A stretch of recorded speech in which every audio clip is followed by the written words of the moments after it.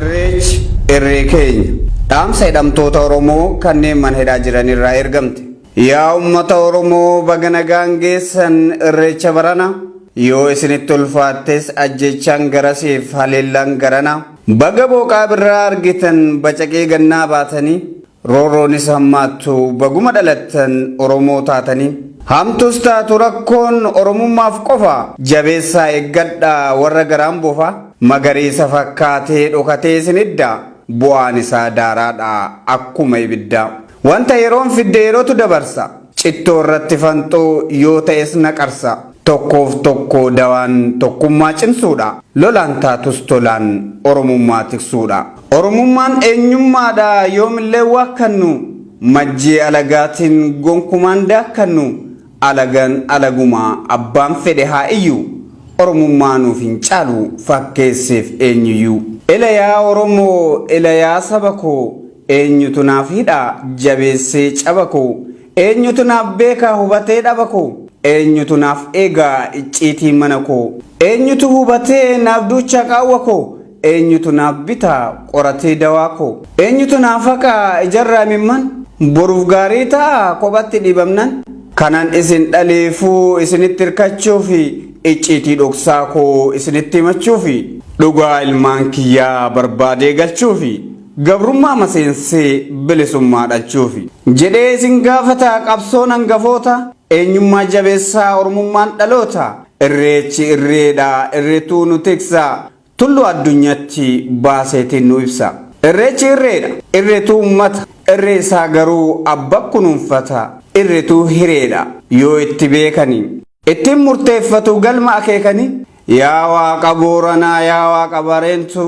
rakkoo qabu maraaf si kadhataa hundu bacaqee gannaa baane booqaa birraa agarre gidiraa nurraa dhaabii akka nutti hin dabarre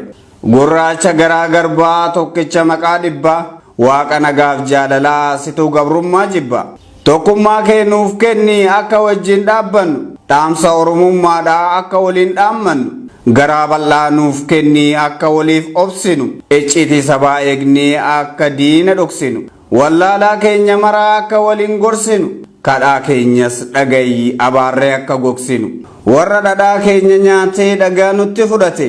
warra teessoo korsiifnee ulaa nutti cufate warra gaafii gaafannaan haqa keenya ukkaamse warra hayyoota hidhee ija keenya nu jaamse warra nama ajjeesee lubbuu namaan jiraatu warra dhiiga lulaasee harka dhiigaatiin nyaatu warra maanaa sabaa ganee imaanaa ormaa baatu warra daandii haqaarraa daandii raqaatti kaatu warra ilmoo ajjeesee haadhaaf abbaa boochisu warra qawwee abdatee saba isaa doorsisu warra aangoodhaaf jedhee qomoo isaa gidirsu warra faayidaaf jedhee dhiiga lammii isaa jigsu warra Oromoo ta'ee Oromummaa isaa gane eenyummaa keenya cabsuuf balbala diinaaf bane warra dhugaa awwaalee dubbii sobaa moosisu warra maatii ajjeesee ilmaan isaa boochisu warra dhiigaan guddatee warra ajjeesuu jaalatu warra seenaa balleessuuf ummatatti dhaadatu warra fakkeessuu malee warra fakkeenya hin taane warra ajjeesuu malee lubbuun baatuuf hin naane warra qulqulluu yakkee yakkamtootaan dhaadatu warra siidaa bineensaa boroo fi dhaabbatu warra garaa jabaatu warra seenaa hin beekne warra imaanaa nyaatu warra waadaa hin eegne warra sobaan guddate warra dhugaa awwaale warra safuu hin beekne warra duudhaa wallaale warra diinaaf hojjetee ajjuu isaanii milkeessu warra hayyoota hidhee gurguddoota xiqqeessu warra teessoo irra taa'ee teessuma nama dhoorku warra mul'ata sobaa warra galmisaa fokku warra gogaa olaa uffatee saba keessa dhokate warra dhiiga ummataa madda galii godhate gurraacha garaa garbaa uumaa odaa shananii dhugaa yoo si waamatan homaa sirraan dhabanii waaqa hora finfinnee waaqa hora harsadii Oromoo ta'uu malee nuti homaan qabnu badii Oromummaadhaaf duune Oromummaaf hidhamne mirga uumamaan qabnu ilmaan namaatiin dhabne yaa Waaqayyo yaa uumaa gabrummaa nurraa kaasi bilisummaa dheebonne dheebuu jalaa nu baasi Oromoonni hundinuu warri keessaa fi ala gufuun isin hin dhayin mirgaan bahaatii gala tokkummaa keessan cimsaa bahuuf gabroomsaa jala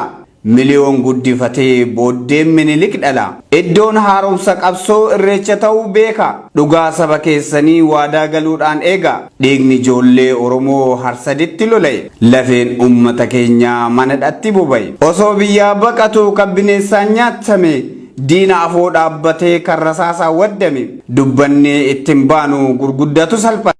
Haqni bakka dhabeetii shirri iddoo argate warri sabaaf dhaabbatee aarsaa hedduu kafale har'a sobaan yakkamee mana hidhaatti gale qeerroon sabaaf qabsaa'e har'as diida jedhame jiraachuun haa hafuuti adamfamee hidhame.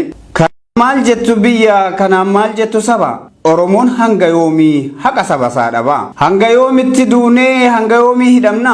gaaffii mirgaa gaafannee yakkamaa maaf jedhamna waliin qabsoo eegallee maaf waliin hin goolamnu maaf adeemsa jalqabnee kan karatti wal dhabnu quba walitti qabuurraa harka wal qabuu wayyuu wal nyaachaa wal hamachaat madaan keenya hin fayyu qabsoon ummata keenya maaliif guduunfaa dhabe tokkummaan saba keenya fira moodiinaan cabe nu waliif galuu dhiifnee maaliif orma komannaa dhimma dhuunfaaf wal dhabnee maaf kasabaa godhannaa ulee diinaa baattanii fira hin fakkaatina ergaaf ergama namaan oliif gad hin kaatina warra maqaa sabaatiin sobee gaara yaabbatu warra ejjennoo dhabee bakka meeqa dhaabbatu obsaan maqaadhaati yeroo muraasaaf gorsa diina abaaraa dhiisaa abaarsuu isa gogsa inni osoo haqa beeku haqa keenya awwaaltu inni diinatti galtee saba kan kee wallaaltu inni diina boonsitee ummata kee boochiftu inni qawwee baatteedhaaf saba kan kee doorsiftu inni ofii keetiif nyaattee saba kee beelessitu inni ofiif dheebuu baatee qomoo kee dheebessitu